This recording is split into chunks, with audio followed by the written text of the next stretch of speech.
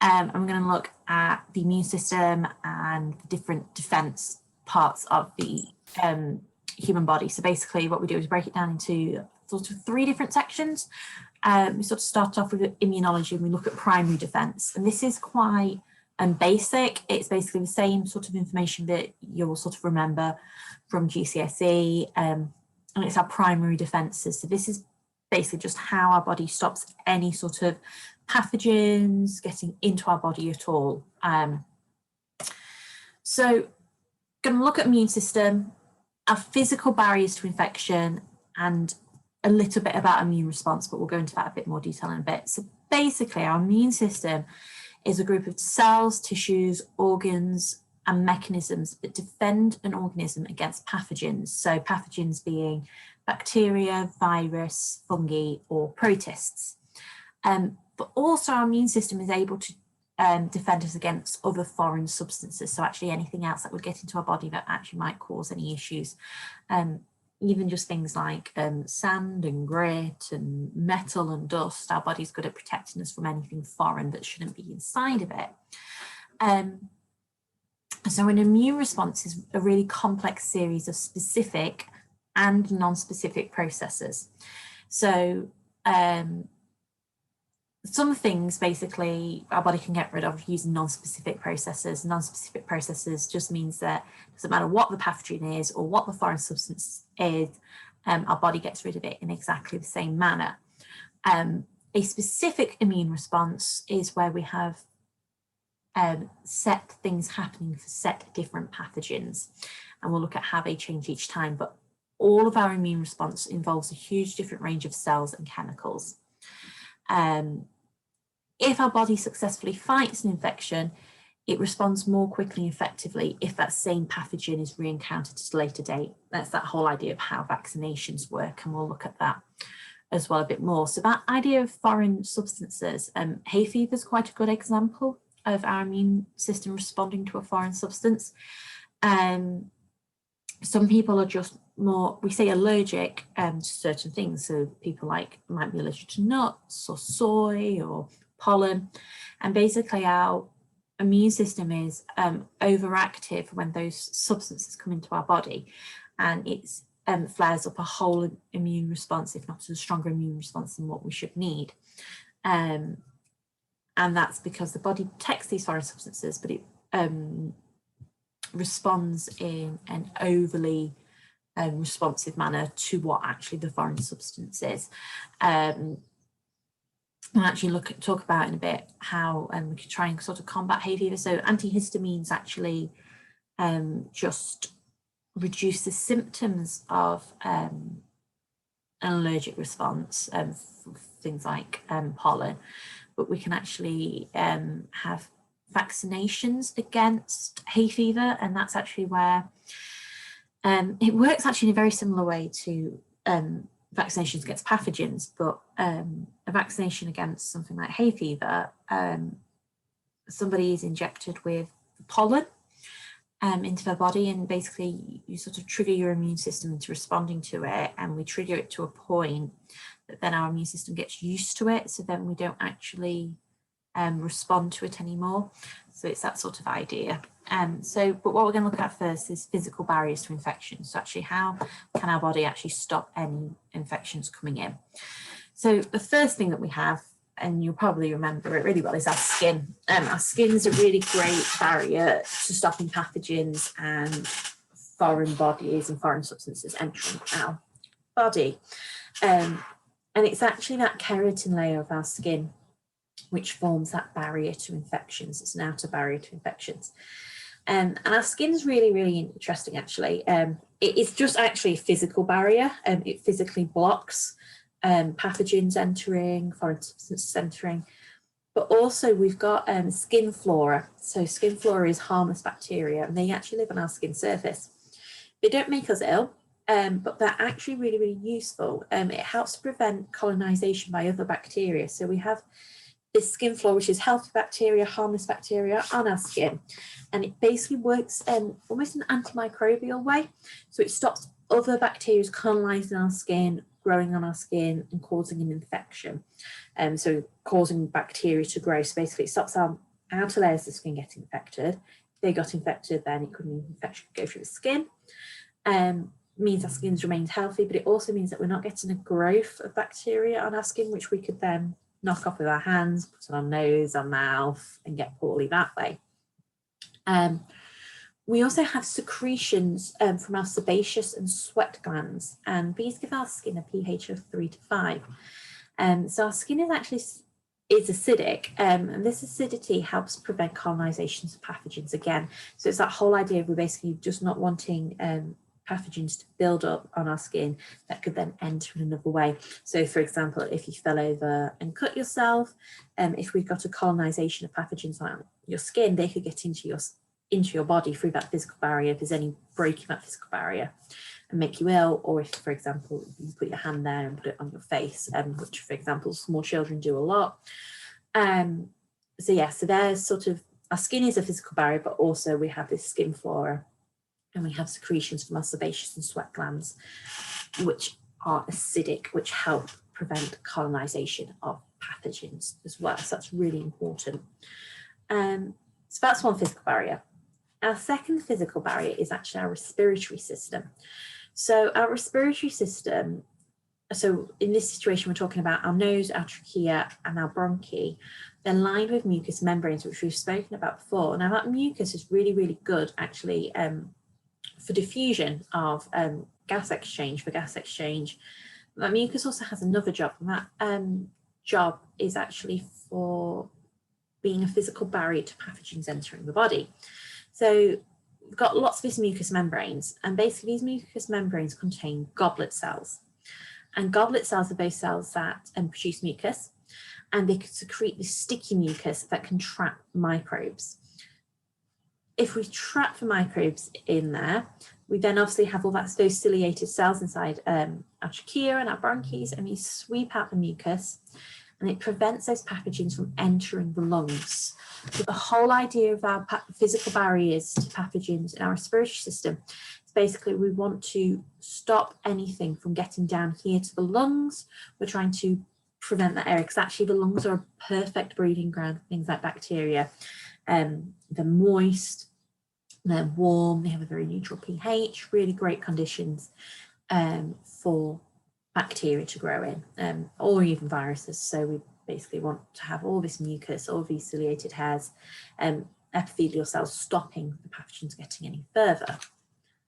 Our third physical barrier to infection is our blood.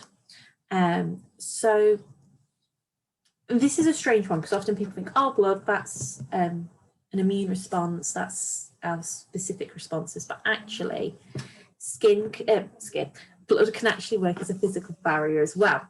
So back like I was saying, our skin's got the skin flora, stop that colonization in case we do have a cut or a break in our skin, and then the bacteria can get in. Obviously, if we do get a break in our skin, we don't want to be walking around with an open wound and any bacteria getting into it all the time. This is where blood acts as a physical barrier. So if our skin is breached by a cut or an other injury, platelets in your blood plasma will trigger the formation of a blood clot, and eventually you'll get a scab. And this seals our wound. So this helps prevent any pathogens entering our body.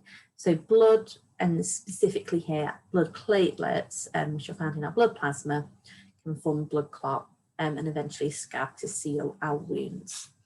And then finally is our digestive system.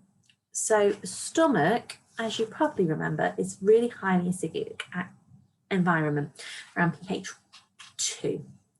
And it can destroy any ingested pathogens. So if you manage to ingest pathogens, if you think about small children again, they don't wash their hands very well, they touch lots of things, they might have their hands in soil, go and eat, put their hands in their mouths, they can get lots of pathogens going into their stomach.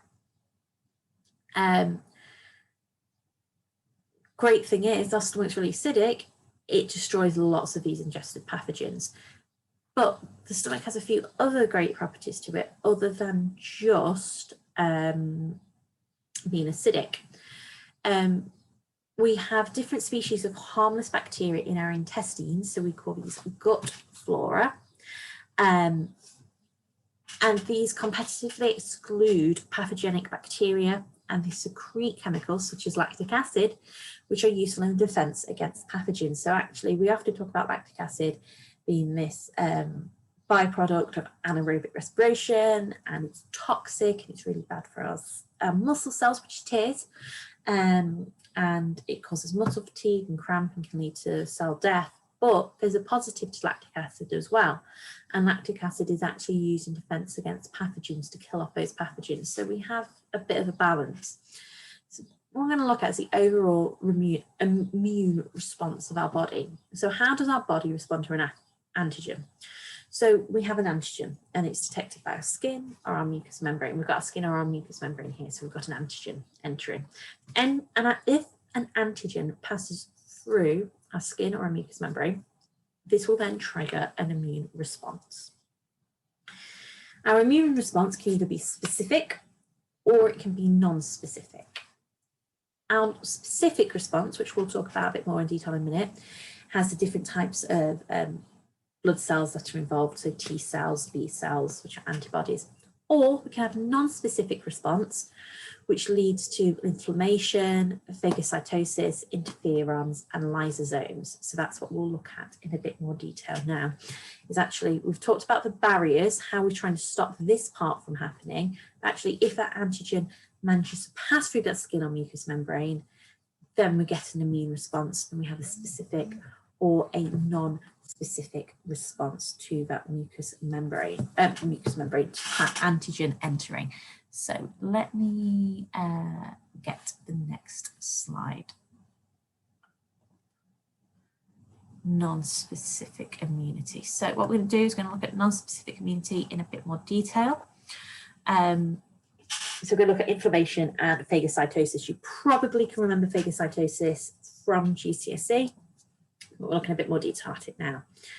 So our non-specific, also known as the innate immune response, quickly targets a wide range of pathogens and foreign substances. Basically, the second your body detects that there's a foreign substance or a pathogen in there, a non-specific response happens. It's really good because it's basically biding your time until a specific response can happen.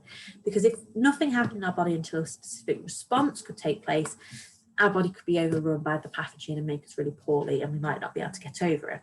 So some of the non-specific responses are things like phagocytosis, inflammation, antimicrobial proteins such as lysosomes and interferons are all part of this immune response that we have.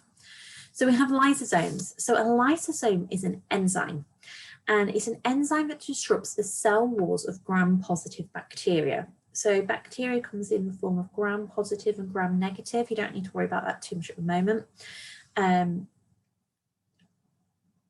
But basically, you can have a bacterial infection, and it can either be caused by gram-positive bacteria, which is your more common bacteria, or gram-negative, which is a lot more rarer.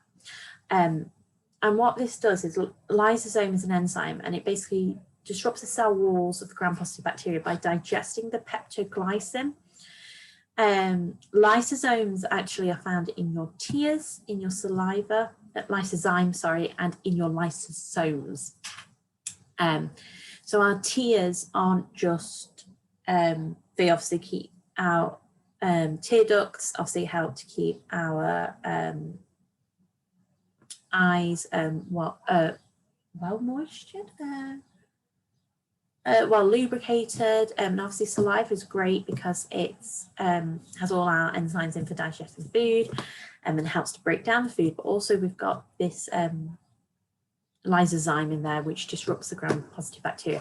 So basically it starts to break down this bacteria, so it prevents us from getting ill from it.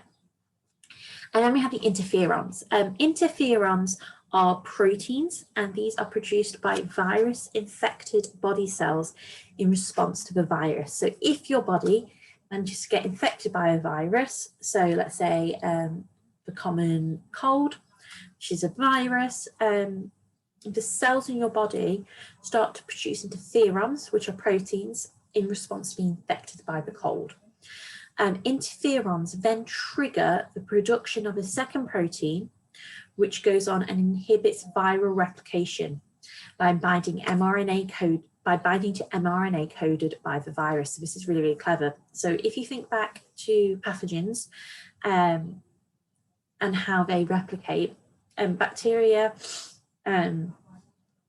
replicate by binary fission, but viruses replicate inside the cell. And so what they do is they come along and they inject themselves into our cells, and then they replicate inside the cells using the mRNA in the virus. So basically they recode and then they burst out of the cell.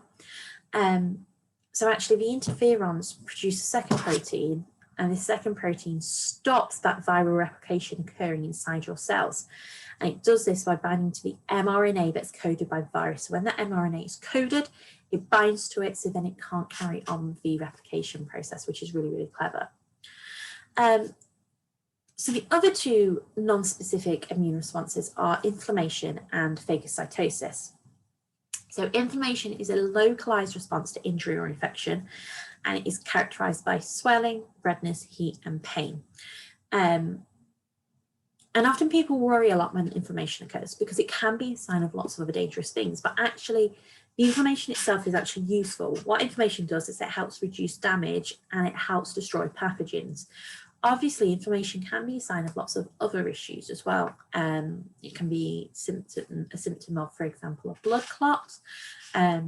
So people often take inflammation quite seriously, but it does have a positive effect on the immune system, depending on what type of inflammation it is and how it's working. So, for example, if you get bitten by an ant, inflammation often happens where it swells, gets hot, red, can itch, and that's all helps reduce the damage to the skin around the cells around it and helps destroy the pathogens. So, stage one. When the tissue is damaged, pathogens might enter the body. So, for example, that could be a bee sting, that could be a little cut, anything. But whenever the tissue is damaged, we could get pathogens entering the body. So what happens is when that tissue is damaged, those cells release a chemical. And one of those chemical substances that they often release is histamine. But whatever the chemical substance it is that they release, it is classed as an inflammatory mediator. And it acts as an inflammatory mediator. So a pathogen is entered and that damaged cell releases an inflammatory mediator such as histamine. What these inflammatory mediators go on to do is they cause an increase in blood flow and permeability of the capillary. So the blood flow is going to increase that capillary and it's going to be more permeable. Now that's really, really good. We'd often think, oh, that's not really that useful. Let me pause it there. But actually why that is useful is the area that's already been opened, that's been damaged, then becomes flooded with fluid and blood clotting elements, so like those platelets that we spoke about earlier. When this happens, we have that swelling and redness occurs. So it goes from being just a flat open wound to now swelling and becoming red. So these tissues also release other chemicals called, for example, chemokines, and these attract phagocytic white blood cells.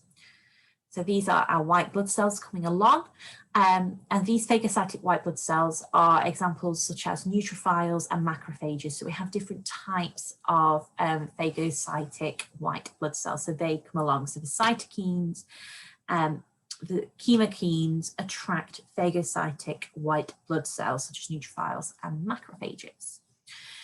So then we have phagocytosis, which literally just means cell eating. And it begins when macrophages or neutrophils recognize invading bacteria as pathogens. So if we think we've had the inflammatory response, the damaged tissue has given out those inflammatory mediator chemicals, such as histamine. They've then given out the chemokines, which cause the macrophages and neutrophils to arrive, which are our phagocytic white blood cells.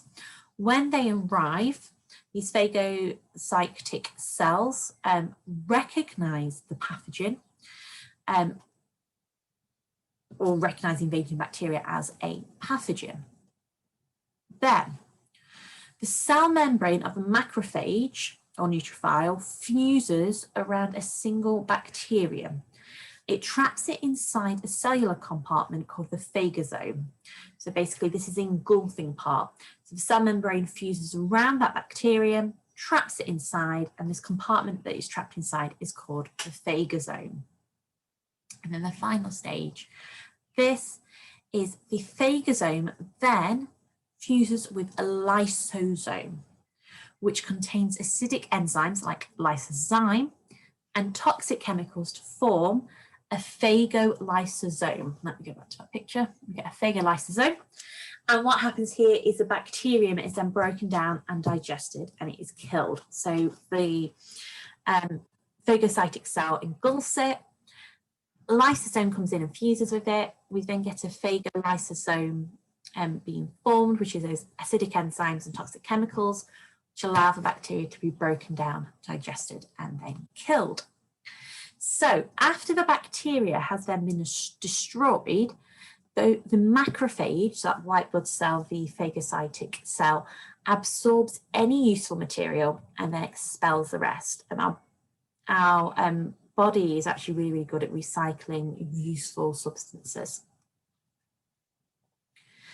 Then, as the pathogens are destroyed, anti-inflammatory factors begin to work. So inflammation doesn't continue any longer than is necessary. So we don't keep having this inflammation going on for ages. Once we've got rid of those pathogens, the inflammation shouldn't continue any longer. So our swelling reduces and the skin will eventually heal.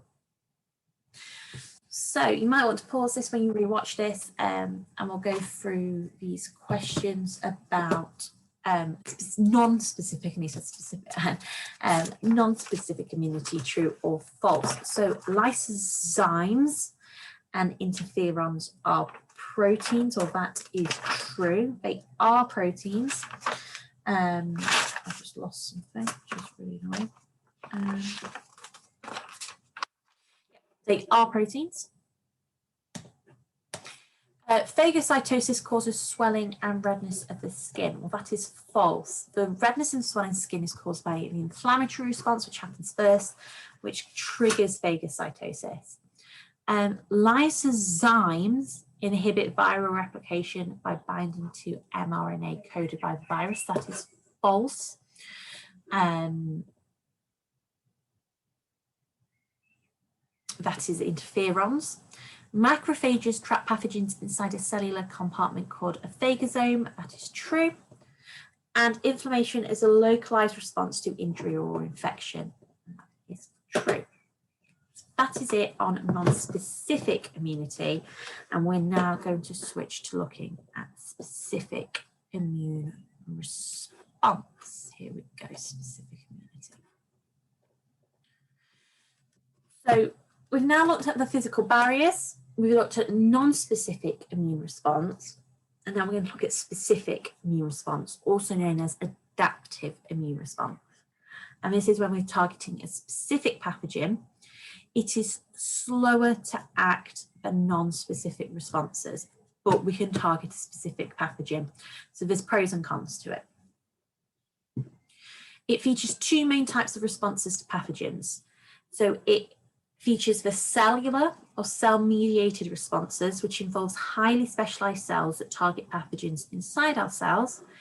And it also includes the humoral or antibody-mediated response, which targets pathogens in body fluids with antibodies. And we're going to look at both of them separately. So we're going to look at lymphocytes first. These are probably a type of white blood cell that you've heard of a lot. So lymphocytes are a type of a white blood cell, a leukocyte, found in the blood and in our lymph nodes. So this is a lymphocyte. Lymphocytes are actually able to recognize antigen molecules on the surface of pathogens.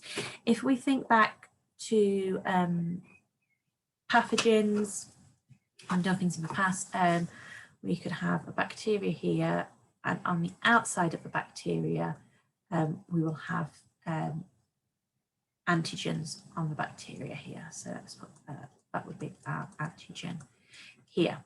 And each antigen is specific to the pathogen. So there is no overlap. So the antigen for E. coli is specific, the antigen for Salmonella is specific, so there's no crossover between the two. So lymphocytes, these cells here, these are able to recognize antigen molecules on the surfaces of pathogens, and they are then able to coordinate the immune response against that pathogen. So it coordinates what we're going to do, basically what the body's going to do to get rid of that pathogen. So collectively, lymphocytes can recognize millions of different antigens due to the large variation of lymphocytes produced. So each individual lymphocyte can recognize a different antigen. So we're going to look at the different types of lymphocytes. So we have loads of different types of lymphocytes. These are really important. We know the difference between them and the different types. So the first one we have is the helper T cell. Now, the helper T cell acts as a coordinator of the immune response. So when a pathogen is detected, helper T cells produce a chemical signal. It basically works as like a flag, sort of just to let other lymphocytes know what is happening. So this results in the proliferation. Proliferation means the abundance, the appearance and the abundance and the extra cells proliferate. We make more of them, of specific cytotoxic T cells and effector B cells. So proliferation means, more cells are created, made, but of that specific one. So for example, if it was E. coli in the body, the helper T cell would come along. It would detect E. coli and it would produce a chemical signal, a specific chemical signal, which would result in the proliferation of specific cytotoxic T cells and effector B cells. So only those ones that will help get rid of E. coli, the cytotoxic T cells and effector B cells would be made. We wouldn't have them being made for Salmonella or the chickenpox virus or COVID. So this is where that specificity comes in. Helper T cells also activate B cells and they help to produce memory cells. So they actually do quite a lot. That's really important to remember. So helper T cells do a few jobs, but first main one is that they are the coordinator. They're the coordinator of the immune response. They give off that chemical signal so that then we can have the specific cytotoxic T cells and those B effector cells, effector B, but also they can activate B cells, and that's really important. They can activate B cells and they can produce memory cells. Memory cells are really, really important, and we'll talk about those in a moment.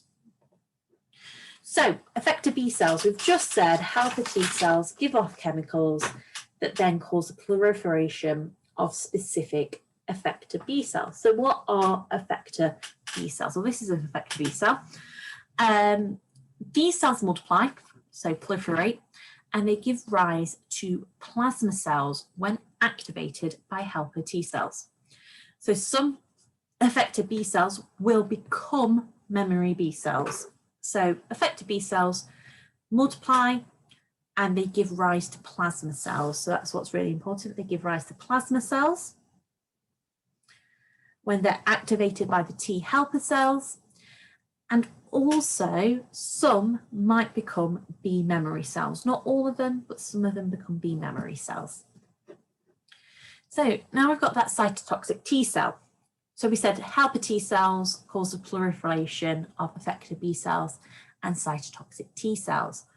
Okay, so cytotoxic T cells, these cells recognize infected cells or tumor cells. So it's cell recognition that these do, recognition of cells that are either infected or the cell is a tumor. And what they're able to do is they're able to then come along and they destroy those cells. So they are able to recognize that it's an infected cell or a cell that has a tumor in it, a tumor cell, and they can destroy them. And they destroy them by secreting proteins that rupture their membranes, causing the cell to lyse. Lyse meaning split. So it rupture their membranes and the cell splits. So basically membranes split and everything just gets spilled out of it. So they secrete proteins and cause the cell to lyse. Now we just said effector B cells give rise to plasma cells. So what are plasma cells? So plasma cells develop from effector B cells that have been activated by helper T cells. Plasma cells produce large amounts of antibodies. So these are really, really important in that antibody response. They make antibodies that bind to a pathogen and cause it to be destroyed or inactivated. So antibodies either destroy a pathogen or they inactivate it. What's really important again is that specificity at this point. B cells have developed from effector B cells that have been activated by helper T cells. So the helper T cell has recognized the pathogen, so E. coli, created specific effector B cells for E. coli, which have formed the plasma cells that are specific to E. coli, which will then produce the antibodies specific for E. coli. So it's all that specificity again. It's very similar to enzymes and substrates. And finally, memory cells. Memory cells circulate in your blood after the pathogen has been removed. If they are stimulated, they divide and rapidly produce a secondary immune response. So these are what stay in your body and mean that you have an immunity built up. So then when you get ill the second time with the same pathogen, you can have a quicker response. You have that secondary immune response.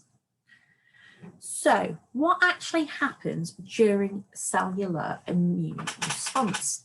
So once a pathogen is detected, the immune system mounts a specific reaction. So we're going to look at what happens. So we're going to go through all those different cells we've just talked about.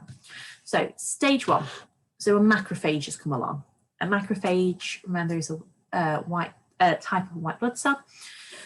So when a macrophage destroys a pathogen by phagocytosis, it will display the pathogen's antigen on its cell surface. So I'm just going to pause this here. So this is a macrophage.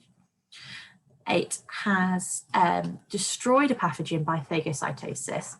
And what it's come along and done is it displays the pathogen's antigen on its cell surface. So here we go, we've got the antigen here. We now call this macrophage an antigen presenting cell, an APC, antigen presenting cell. So this is why phagocytosis, that non-specific immune response, is really important. So we're starting to get rid of the illness, but actually we have that non-specific response. Actually, this macrophage now becomes an antigen presenting cell. It has this antigen on the outside, which is really useful because the APC, the antigen presenting cell, interacts with a specific helper T cell. So what happens is, we said those helper T cells are able to recognize specific antigens. Now, they don't just find those antigens on the outside of a pathogen, often they come across these antigen presenting cells. And what happens is, this specific T helper cell has come along. Let me go back to the beginning of this. So we've got our antigen on the outside of our antigen presenting cell. Our helper T cell comes along. These antigens are being, let me just pause it here actually. Let's go back there. Antigens presenting cell here has the antigen. Helper T cell, specific helper T cell reacts. So you have that bonding. Now, when this happens, they release a chemical substance called interleukin-1. And our interleukin-1 is a cytokine, and that is a chemical involved in cell signaling, which is really important. So interleukin-1 is released, which is a cytokine, which is a cell signaling substance. So this is interleukin-1 being released, which is our cytokine, which is a cell signaling substance. So stage 3, what happens is that interleukin-1 will then go on to stimulate the T helper cell to release another cytokine, interleukin-2. This will stimulate the growth and development of antigen-specific cytotoxic T cells. So let me start that again. So we've still got that bonded. That interleukin-1 is released. When that interleukin-1 is released from the antigen-presenting cell, the interleukin-1 then stimulates your T helper cell over here to release another cytokine, interleukin-2, which is another cell signaling substance. This then goes on, interleukin-2 goes and stimulates the growth and development, so the proliferation of antigen-specific cytotoxic T cells. So again, these are cytotoxic T cells which are specific to the antigen that is presented on the antigen-presenting cell. So that's our interleukin-2 being released by our T helper cell. That causes the proliferation of cytotoxic T cells that are antigen specific to the antigen presenting cell. So stage 4, our cytotoxic T cells are then able to detect the antigen on the surface of infected body cells and to produce perforin. This protein forms pores in the target cell's membrane, allowing ions and water in and causing lysis of the cell. So this is our cytotoxic T cell, and it is able to detect the antigen on that infected body cell. So it's, again, very similar process when we've talked about before. We've got one detecting the other. So here we go, cytotoxic T cell, it's able to detect the antigen on the infected body cell. We have that binding taking place, and it causes that release of perforin. And perforin is a chemical which causes lysis to take place. Water enters that cell and lysis takes place. So again, here we go. Protein forms pores in the target cells, allowing ions and water in, causing cell lysis. So the cell basically explodes. So this is cell lysis taking place from that pore. So stage 5. The exposure to a specific antigen also results in memory T cells being produced. So these are really important. So we don't just have memory cells in general, we have memory T cells and memory B cells. Memory T cells are great because these are ready to initiate a response to the same pathogen if the body becomes infected again in the future. So basically, we miss out stages 1 to 4 next time. If you get ill with that same pathogen next time, we go straight to stage 4. We don't have to go through phagocytosis, getting an APC, the APC bonding with T helper, the T helper then creating a cytotoxic T cell. We literally have these cytotoxic T cells formed, making a memory cell. So here we go. So the cytotoxic T cell is able to produce a memory T cell, and these are there if we're infected a second time of the same pathogen. Oh, was that the end of that? Was that the end? Yes. So that was our cellular immune response, what our cells do in the cellular immune response. We're now going to look at the humoral immune response. So we start at the same point again. So when a macrophage destroys a pathogen by phagocytosis, it displays the pathogen's antigen on its cell surface. We get an APC, an antigen-presenting cell being formed again. Again, same thing's going to happen. Our APC is then going to interact with a specific helper T cell, and it releases that chemical substance called interleukin-1, which is a cytokine and is involved in cell signaling. Interleukin-1 is going to stimulate the T helper cell to go on and release another cytokine, interleukin-2. Interleukin-2 not only stimulates cytotoxic T cells to be formed, but it also stimulates the differentiation of effector B cells into plasma cells. So it causes effector B cells to become those specific plasma cells. The plasma cells will then go on and divide and produce large quantities of antigen-specific antibodies. Now, I feel like this video is going to show me the wrong thing. So that's a cytotoxic T cell, that's an infected body cell, that's going to go through cell lysis.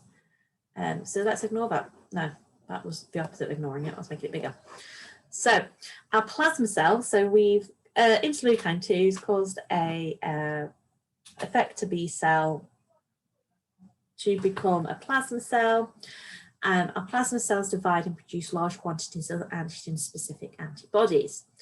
These can then attach to the pathogen and destroy it either by neutralization or agglutination. And then finally, exposure to a specific antigen also results in memory B cells being produced in the same way that memory T cells are produced. These are ready to initiate a response to the same pathogen if the body becomes infected again in the future. So what we're going to look at now is actually how do antibodies inactivate pathogens. So antibodies can inactivate pathogens in two ways. There's actually lots of different ways, but the two ways we're going to look at is neutralization and agglutination. So neutralization, antibodies can actually bind to the antigens on the pathogen's membrane like this, and they prevent it then from attaching and entering host cells. So the antibodies then encourage macrophages to phagocytose the pathogen. So what would normally happen is the antigen on pathogen membrane would then be able to attach and enter host cells.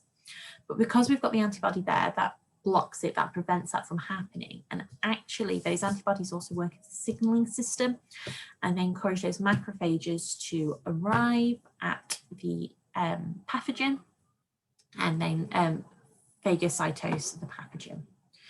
We also have agglutination. So antibodies can also bind to the antigens on the surface of several pathogens and are able to clump them together. So for example, we've got one bound to two there, and actually, I don't know if it's going to show you yet, we've got another one there binding to another one, and we basically get this clump of pathogens forming.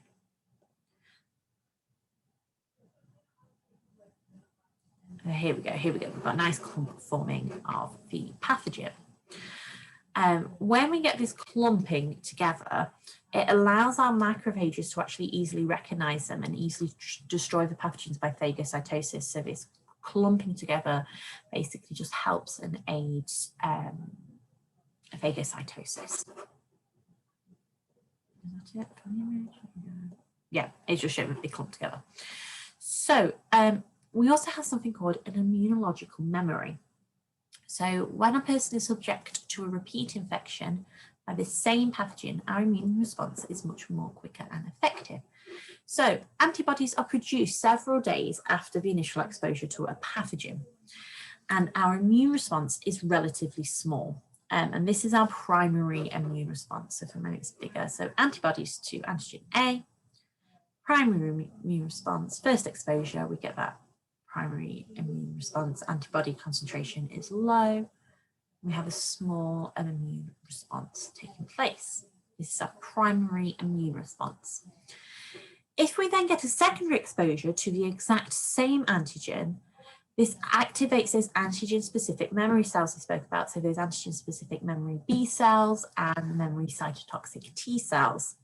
These simulate a larger, faster and longer-lived secondary immune response.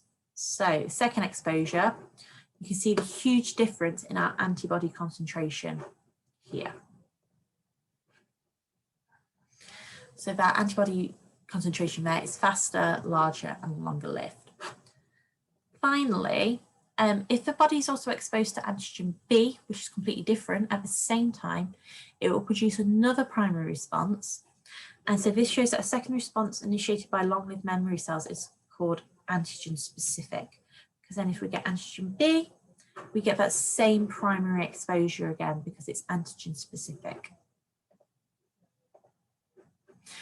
What we're going to have a quick look at now is the actual structure of an antibody. What is antibodies made up of, different parts, and how they work. So The top parts of the antibodies, these areas, we call the antigen binding sites. The antigen binding sites allows our antibodies to bind to a specific antigen on a pathogen. And again, it's a really special keyword there, specific antigen. This results in our pathogen being destroyed by cells of the immune system. In our antibodies, we have these disulfide bonds taking place. Disulfide bonds hold the 4 polypeptide chains of the antibody together. So we've got 4 polypeptide chains, 1, 2, 3, and 4. Disulfide bonds are strong covalent bonds that occur between 2 cysteine amino acids. So we've spoken about disulfide bonds before when we've talked about protein structures. We have the polypeptide chains. We have 4 of them. Each antibody molecule consists of 4 polypeptide chains, 2 identical light chains, and 2 identical heavy chains. We also have constant regions. So these darker regions, dark red and the dark blue, are our constant regions. So the amino acid sequence in our constant regions of the polypeptide chain varies only slightly between different antigen-specific antibodies.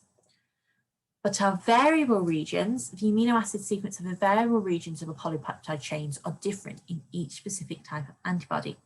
So these form our unique shape and specificity of the antibody's antigen binding site in that same way as the lock and key examples when we talk about enzymes. So polyclonal antibodies, you've probably heard of monoclonal antibodies, but we're going to look at monoclonal and polyclonal antibodies. So polyclonal antibodies are what's naturally produced in an immune response. So different plasma cells in your body secrete antibodies, and it results in a variety of different antibodies against a specific antigen. Monoclonal antibodies are antibodies produced from clones of a single plasma cell and are therefore all identical. And they have really important uses. So we use monoclonal antibody in the treatment of cancer and other diseases. We use it for drug screening, home pregnancy kits, and scientific research. How it works in home pregnancy kits is the idea that the different antigens will bind to the drugs, to the antibodies. So how do we make monoclonal antibodies?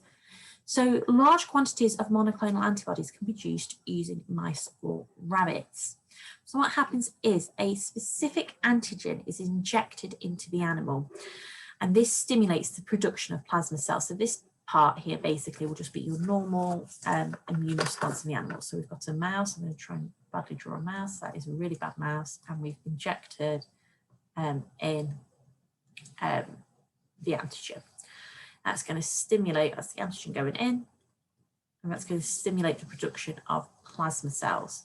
Plasma cells, remembering, have originally come from, well, we've got our T helper. Our T helper cells cause proliferation of effector B cells. Those effector B cells will then become those plasma cells.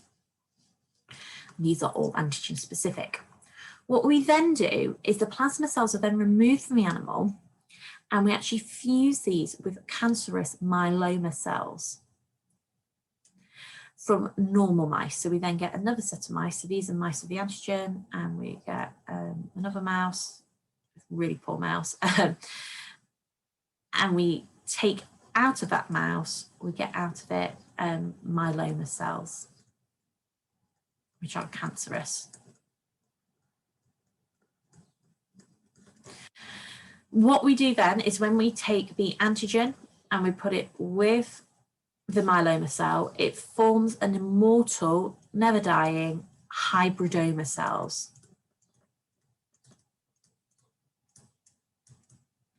And these can produce a single type of antibody indefinitely. So they only produce one type of antibody and they produce it indefinitely. So the problem of using mouse-derived, so we call these murine monoclonal antibodies, in humans is that actually our immune system's very good. It can actually recognize them as being foreign. We can take an organ from another human being and our body recognizes that it's not our own and we can reject them. So it can trigger an immune response, which would then inactivate those monoclonal antibodies. So our body would just actually get rid of all those monoclonal antibodies using other antibodies. So it's not great. So this immune response can be minimized by using genetic engineering to create something called humanized monoclonal antibodies.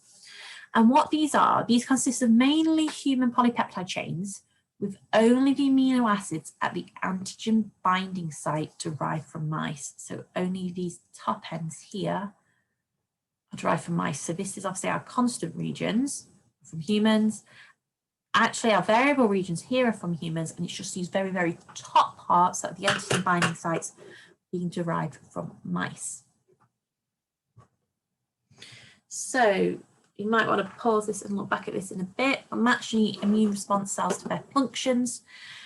So we've got a helper T cell. Well, a helper T cell is going to act as a coordinator of our immune response. Oops, there we go.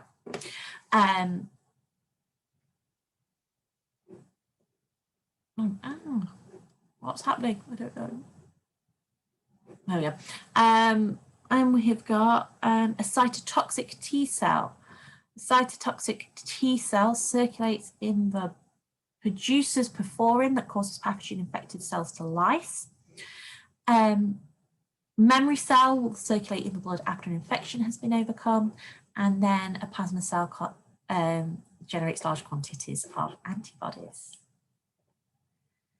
So, is it cellular, humoral, or both? So antigen-presenting cells will both involve antigen-presenting cells. Interleukin acts as a cell signaler, well, that happens in both. Involves cytotoxic T cells, that's cellular. Targets pathogens in host cells, that's cellular. Involves plasma cells, would be humoral. Perforin causes cells to lyse, is cellular. Can neutralize pathogens, humoral. Coordinated by helper T cells, both. Produces antibodies, humoral. And then antibody structure. So you might want to pause this and have a look at this later again. But for different parts, that is our disulfide bond. Our top areas are our antigen binding sites. This would be our variable region. This is our constant region. This is a heavy chain, and this is our light chain. And then finally, we have an ELISA test. Actually, no, we won't do the ELISA test now. We'll start on the ELISA test. Quite complicated, actually. We will